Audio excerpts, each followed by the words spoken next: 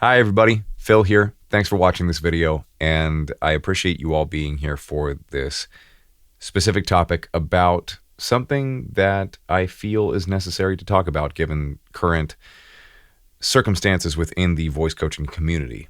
And as a voice instructor and vocalist and live performer, I think it's important to cover these topics and not necessarily call out people on a personal level or pick out specific situations, but to go over principles that I feel are necessary to discuss and feel a responsibility to do so as someone who does perform on a regular basis and has some opinions to bring to the table and possibly some nuance to consider. This is going to be an uncut video, essentially a fireside chat about the topic.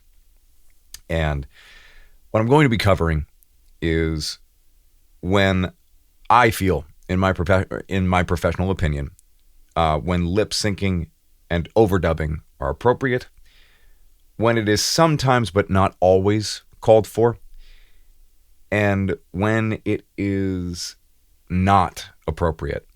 And so let's start with the first topic.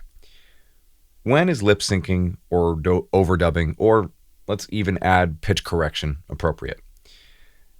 Lip syncing is appropriate, let alone necessary, when you are filming a commercial music video. You are usually lip syncing to the commercial release that's already been recorded, which the commercial release of whatever single that you're lip syncing to for that commercial music video already has a significant amount of studio processing and overdubbing of the vocals within that track. So when you are releasing a commercial recording along with a top-notch professional music video, it's very rare that you'll run into a situation where you're recording live off the floor unless it is a performance video. And there's a lot of performance videos out there that actually include overdubs and lip syncing, which we'll get into that topic a little bit later in this discussion.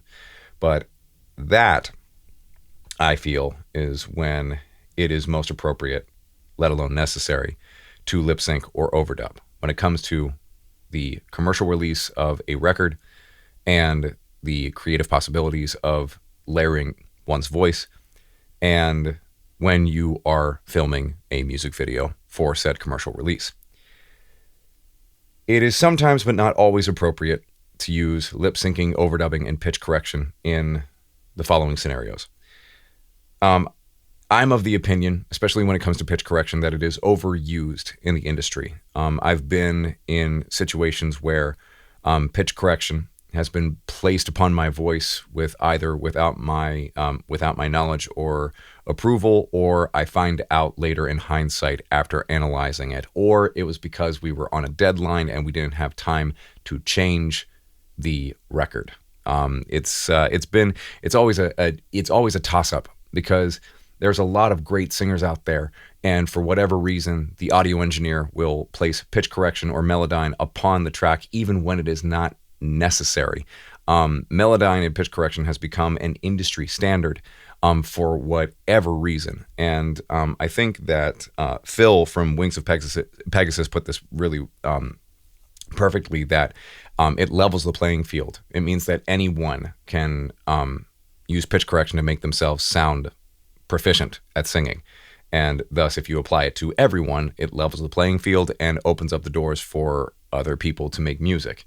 Whether you think that's fair or not as a vocalist, that's just that's a reality of the situation. And I think that money can be a big contributing factor to the motivations behind it as well. However, the prevalence of it within the industry is quite high, and it is something that I, as a performer, do everything in my power to make sure that it is not used on my voice for as many records and releases as possible. Everything that's on my YouTube channel, all of the Will It Riff videos that I've done, even The Ride, our latest record, I specifically made the request to my producer, and they're great guys, Grant McFarland and Carson Slovak, to lay off any pitch correction whatsoever on my vocal tracks on our record. and moving forward, because I believe strongly in the authenticity and the slight imperfections within the voice. I feel like that gets lost a lot within pitch correction.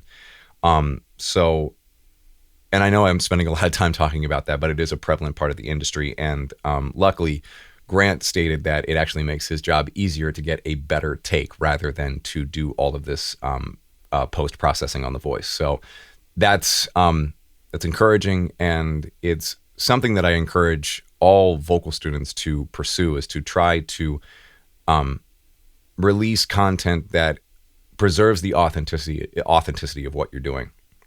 Now, vocoders and pitch correction, when it's used to enhance a track or to create a multi-layered vocoder style, like T-Pain, for example, it's incredibly appropriate. Incredibly appropriate. Let me say that again, so that way you don't misquote me there. I think it's great when autotune is used in that way, or pitch correction is used in that way. And it can be sometimes appropriate when you are trying to get an extremely crisp sound out of your commercial recording. When it is used to hide something, or if it's just placed on there just for the sake of doing it because it's the industry standard, you can usually tell, and it in my opinion degrades the sound of the recording, and that's why I try to avoid it as much as possible. When it comes to lip syncing and overdubbing, when it is sometimes appropriate but not always, I can understand the argument that backing tracks and lip syncing to certain lead parts, when you are a part of a multi-million-dollar operation like Taylor Swift or Beyonce or Adele, or even many of these major rock acts, Paul McCartney legacy artists, that there may be nights where the lead singer is having a really bad night and they have a cold. And if they cancel the show, that is millions, if not tens of millions of dollars on the line, and tens of thousands of people, not only the fans that planned it to attend the concert, but the vendors, all the people that are making money from that night or that string of shows are affected negatively. And a lot of people can lose money in a very short amount of time, a significant amount of money.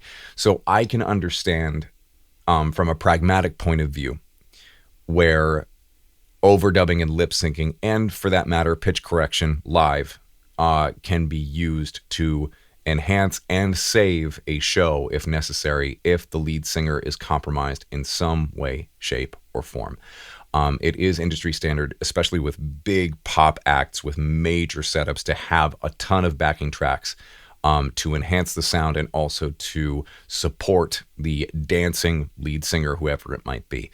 That being said, though, as a bass player and vocalist in a rock trio, my personal preference is to sing live. And if I'm having a bad night, not only do I know it, everyone else does, because I see it like athleticism. I see it like playing like a basketball game or anything of that nature, or doing some type of competition, where sometimes even the best players are going to have bad nights. And there are plenty of videos online of me with my band on great nights and really bad nights, shot on cell phone cameras or the like.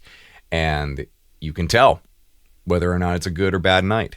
And it's something that I pride myself on, because even though I might be screwing up and making mistakes within that video, it's proving the authenticity of what I'm doing, and that I'm constantly learning and a perpetual student of the craft.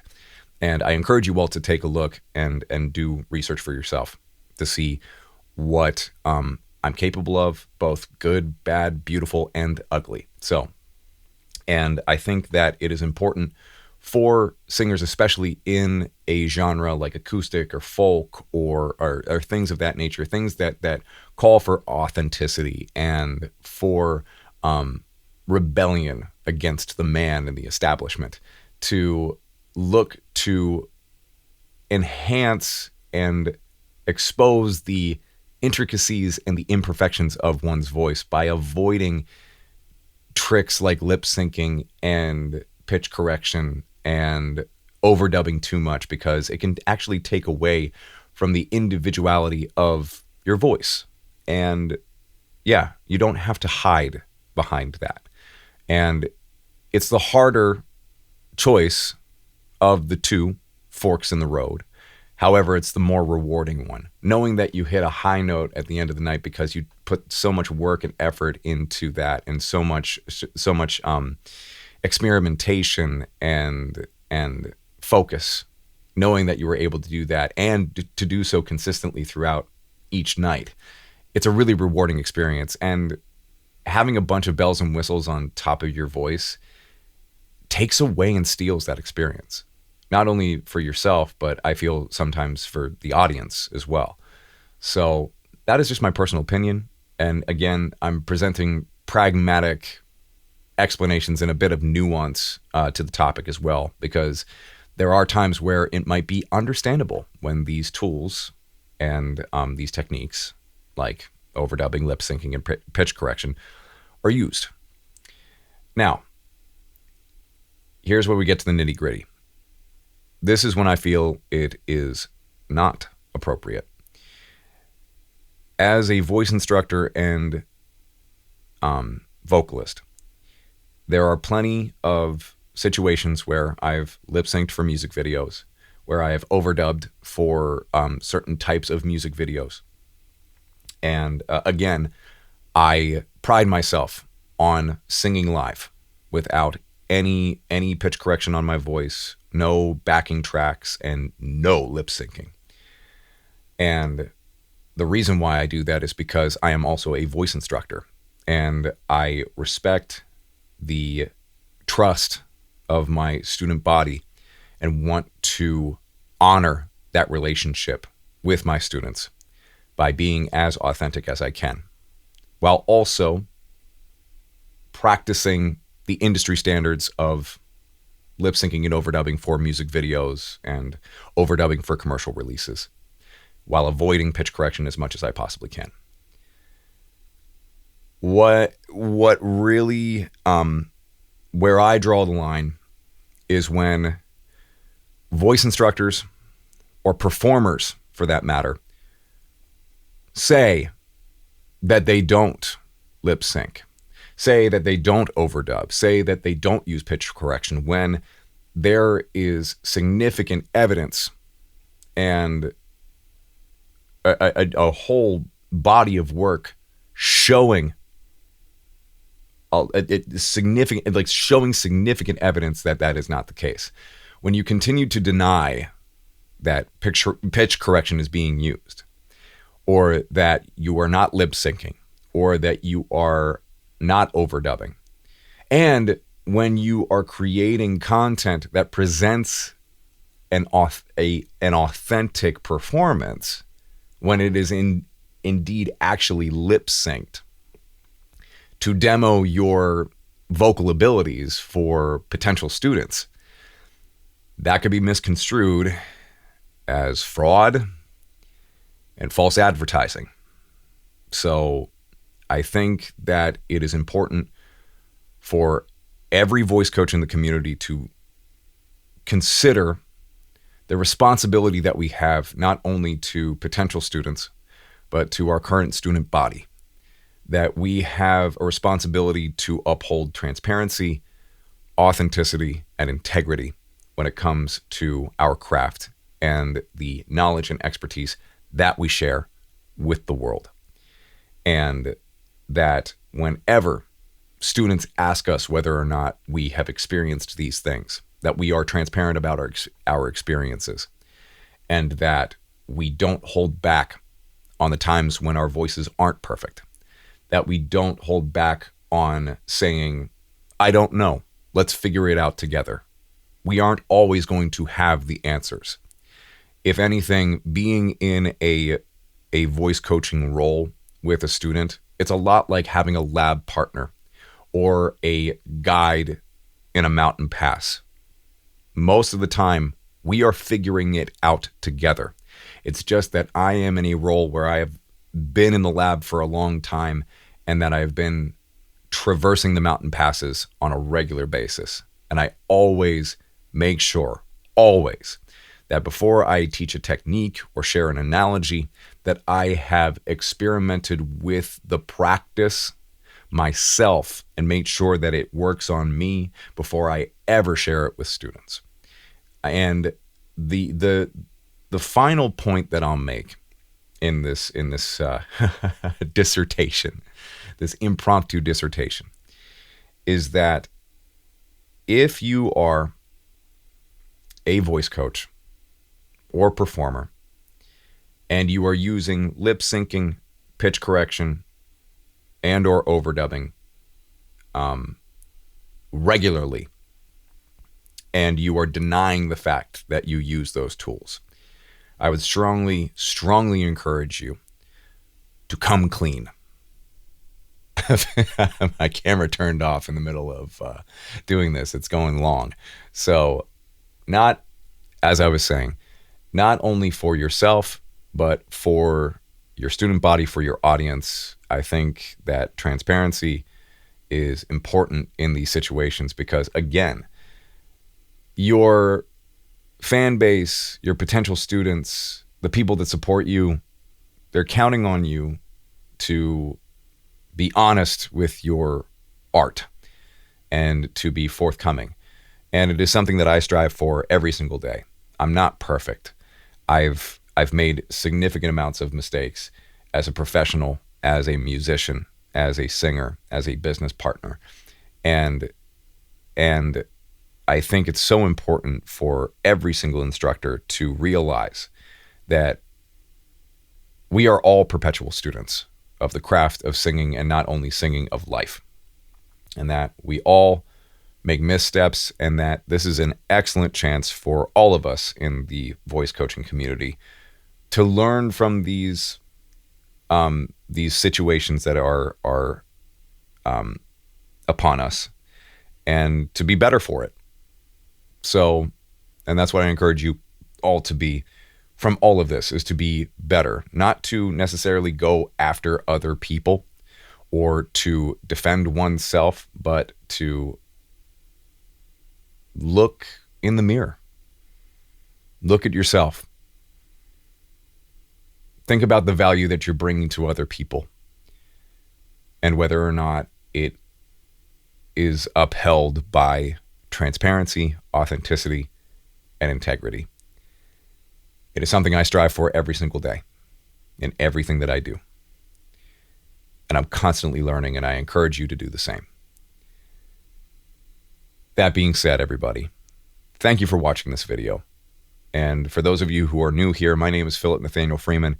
I'm the lead singer and bass player of the band Small Town Titans. I also love helping people learn how to make noise and sing and vocalize in a happy and healthy way. And if that's something that you would be interested in pursuing one-on-one with me, my information's down in the description and up here in the link. Thanks for watching. And let me know what you think about what I've said here. Share your experiences in the comments if you're a performer or a voice coach, what your experience has been with lip syncing, pitch correction, and overdubbing, and whether or not that's something that you look at from a pragmatic point of view, or whether you're a vigilant about not using it. I would love to hear your thoughts down below. Like, comment, subscribe, and I'll see you in the next video. Take care.